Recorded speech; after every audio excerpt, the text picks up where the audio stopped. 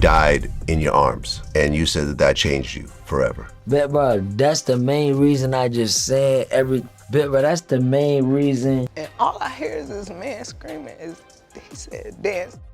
And he started shooting, and I'm just like, oh my God. Over the past 5 years, at least 11 rappers have stared death directly in the face and somehow lived to tell about it. From Quando Rondo, who lost his cousin in the process, to Skillabab, who survived 20 rounds of bullets shot into his SUV. By the end of this video, you'll understand exactly why it is dangerous to live in the limelight.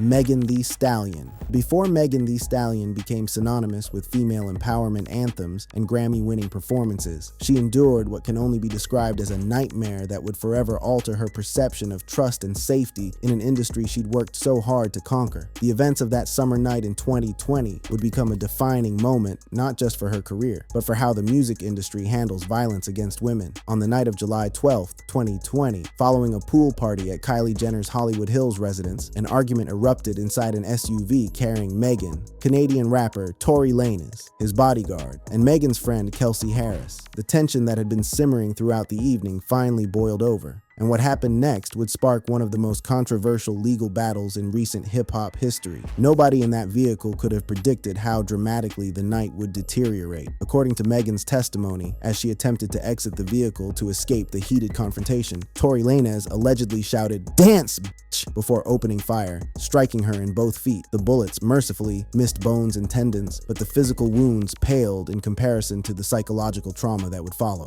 In the immediate aftermath, with the nation reeling from George Floyd protests and heightened tensions surrounding police interactions with Black Americans, Megan made a decision that she would later have to explain countless times to skeptics and supporters alike. So I just said I stepped on glass because I didn't Why did you say that? Why didn't you say he shot me? For some reason I was just trying to protect all of us because I didn't want them to kill us. What followed was years of public scrutiny, victim blaming, and doubt that Megan has described as deeply traumatizing. Social media became a battlefield where her credibility was questioned daily by trolls and even fellow industry figures. The trial culminated in Tory Lanez's conviction on December 23, 2022, with a subsequent 10-year prison sentence handed down in August 2023. His appeals were rejected in November 2025, and he maintains his innocence to this day from behind bars, continuing to wage a public relations campaign questioning the verdict. Julio Foolio. Long before Jacksonville drill rapper Julio Foolio met his tragic end in June 2024, he had already cheated death on multiple occasions, a fact that many outside Florida's rap scene knew absolutely nothing about. His story represents one of the most dramatic examples of a rapper living on borrowed time, surviving attempt after attempt while openly taunting his enemies on social media. Charles Andrew Jones II, born in 1998, was no stranger to the violence that plagued Jacksonville's streets. His affiliation with the 6-block set of KTA, which literally stands for Kill Them All, placed him squarely in the crosshairs of rival factions, particularly ATK and their associates. The beef wasn't just musical, it was deeply personal, rooted in years of bloodshed and retaliation that had claimed friends and family members on both sides. Every diss track released added fuel to an already raging inferno that consumed lives with terrifying regularity. In November 2021, Foolio was ambushed in Jacksonville's Riverside area. He was shot in the leg while getting out of a car, sustaining wounds that would have ended most people's careers. But Foolio wasn't most people. True to his confrontational nature, he posted defiantly during his recovery, taunting his would-be killers with messages like, "Y'all missed 100 shots." This brazen response only intensified the target on his back, making future attempts almost inevitable. This wasn't even his first brush with death. He'd survived a Houston shooting in 2020 and would survive yet another ambush in October 2023, where suspects later linked to his eventual murder waited for him and opened fire, striking him in the foot. The man seemed almost supernatural in his ability to evade fatal gunfire, until his luck finally ran out during his birthday celebration in Tampa, when assailants armed with pistols and rifles fitted with brass catchers caught him in a hotel parking lot. The brass catchers were a chilling detail, designed to collect shell casings and complicate forensic investigations.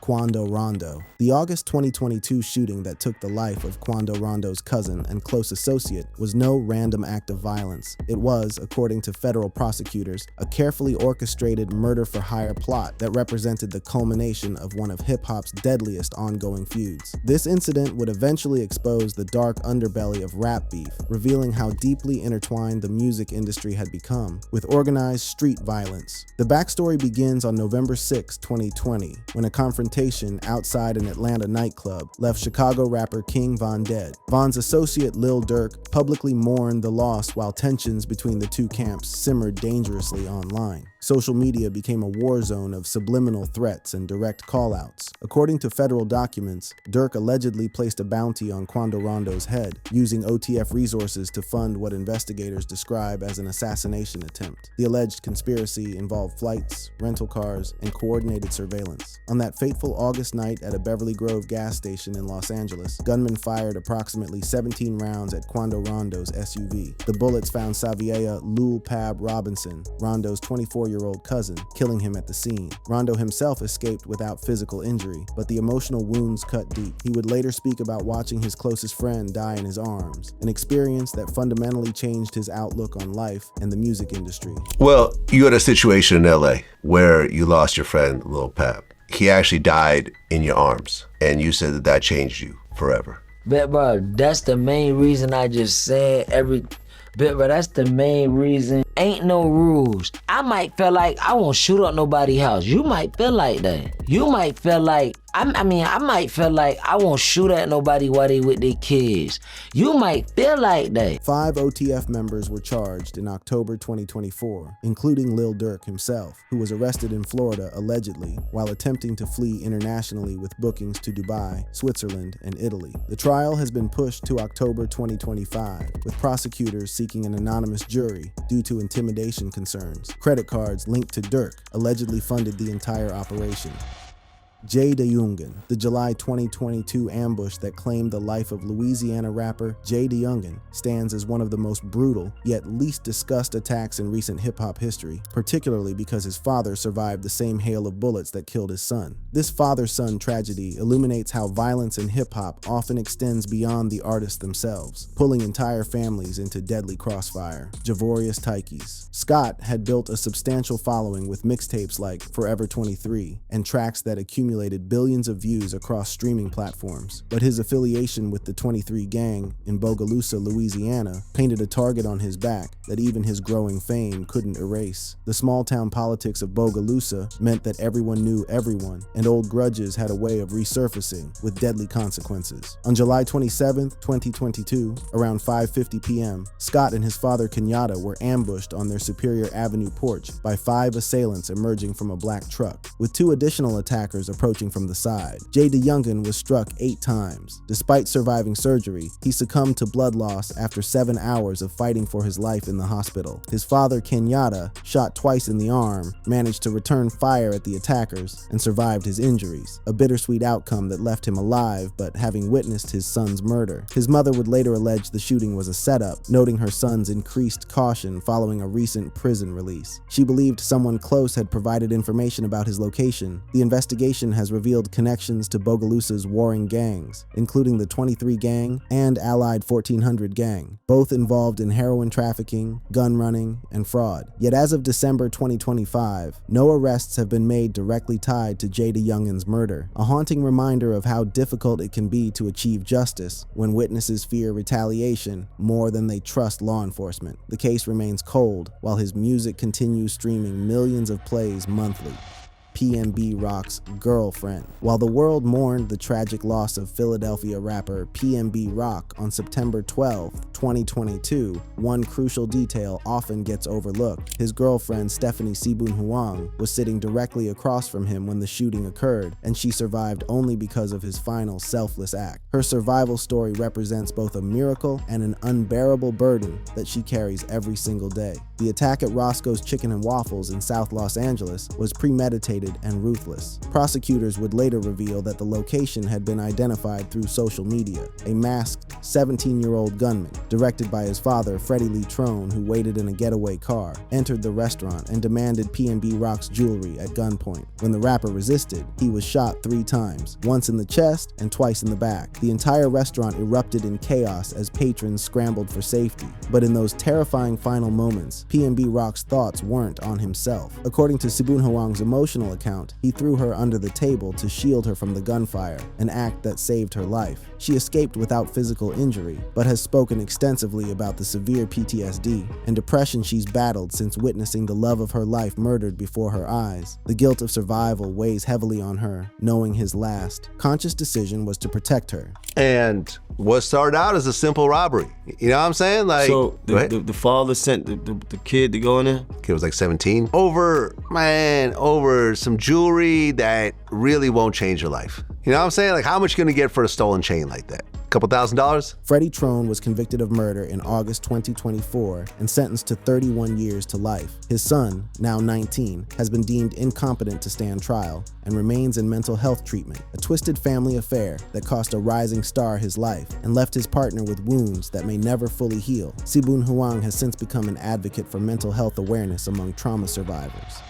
Buckshot. When you think of hip-hop legends facing violence, your mind probably doesn't jump to veteran Brooklyn rapper Buckshot of Black Moon and Boot Camp Click fame. But in October 2024, the foundational figure learned that even decades of respect in the game can't protect you from modern-day predators willing to assault anyone standing in the way of their criminal enterprises. The incident stemmed not from rap beef, but from something far more mundane, a real estate dispute. Buckshot had purchased a dilapidated 3-family home in East Flatbush for $46,000 in August 2024 and began renovations, unknowingly disrupting a Jamaican-born career criminal who had been squatting at the property, using it for scams and storing unregistered ghost cars. The squatter had been preying on vulnerable homeowners throughout the neighborhood, and Buckshot's arrival threatened to expose the entire operation. On October 28th, around 5 p.m., the confrontation turned violent. One assailant pushed Buckshot, who retaliated, prompting the man to summon 2 accomplices, late teen fake Crips, armed with handguns. They pistol whipped the rapper twice, causing a concussion, broken nose, forehead knots, and a head lump. No shots were fired, but sources suggest the intent was potentially lethal, with references to trying to Tupac, the hip-hop icon. The attack happened in broad daylight on a residential street where Buckshot had legitimate property rights. In a November 2024 statement, Buckshot expressed being deeply disturbed by the violence in his own city, emphasizing his role as the rightful owner facing unauthorized occupants who resorted to armed threats. The NYPD classified it as a gang assault investigation, though no arrests have been reported as of late 2024. By November 19th, Buckshot announced a triumphant return, signaling his resilience while vowing to pursue legal action against his attackers.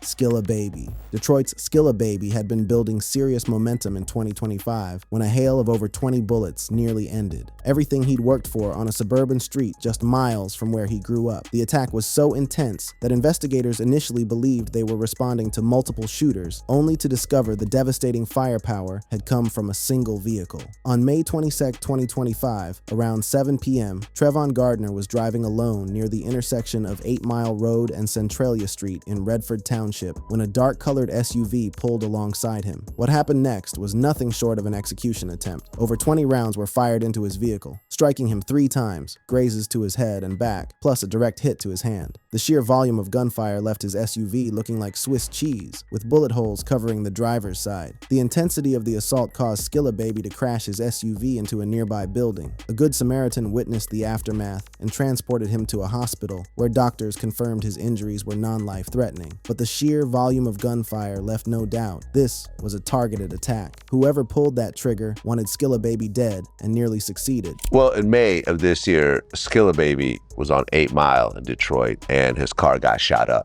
and he got hit. He got grazed in the head and the back, shot in the hand, crashed the car, and then GMO Stacks gets arrested right afterwards. Now, you know both parties? Yeah, I know both parties. When you heard about that situation, what did you think? Honestly, like, I fuck with both of them, you know, and I don't really know if that situation was what people making it seem. A suspect was arrested on June 4th, 2025, with authorities recovering a firearm from his home. Remarkably, Skilla Baby performed at a 42 Doug show just 48 hours later, his arm in a sling, a testament to either incredible resilience or the unspoken pressure on rappers to never show weakness. His defiant return sent a message that bullets couldn't silence his ambition. Lil Yee Bay Area rapper Lil Yee's March 2025 shooting in Los Angeles carries an especially sinister undertone because investigators believe another rapper may have set him up to be robbed and potentially killed. This case represents one of the most disturbing trends in modern hip-hop, artists being targeted by their own supposed collaborators in schemes designed to rob them of their success. Stacey Gilton, the 32-year-old brother of Pittsburgh Steelers running back Najee Harris, was recording at the Room Recording Studios on Melrose Avenue in East Hollywood when violence erupted. Around 10 p.m., an armed black male burst into the session, demanding Gilton's watch and jewelry. When Lil Yee refused to comply, standing on principle rather than surrendering his valuables, the assailant shot him twice in the chest before fleeing into the night. All right, I wanted to talk about this rapper that got shot here in LA I thought you had a question regarding that, though.